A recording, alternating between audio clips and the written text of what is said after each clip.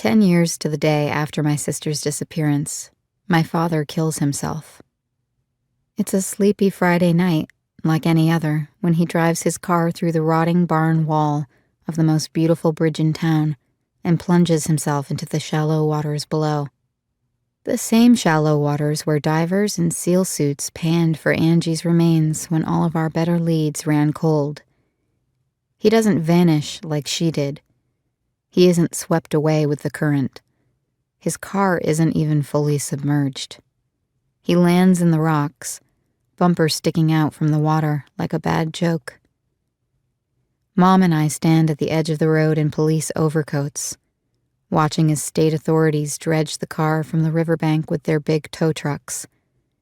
The local cops tape off the entrance to the bridge, which looks like it was hit with a wrecking ball. The sheriff they sent up from Portland tells us there are only 9 covered bridges left in the state. 8 now, if they can't restore this one.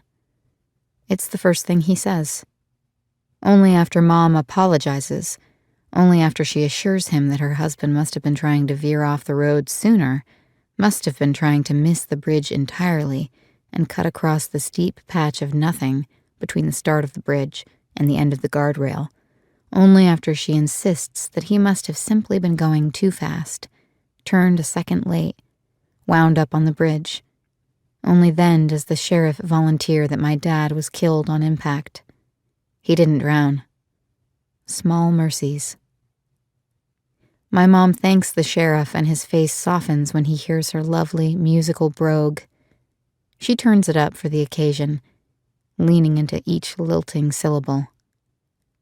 Mark loved that bridge, she says. The man pats her shoulder. I think, I wish it ever stopped raining long enough for me to light this fucking bridge on fire. I wish I could throw a match and engulf the ancient lumber in flames, but I know that it would only self-extinguish in a leftover pile of muddy snow.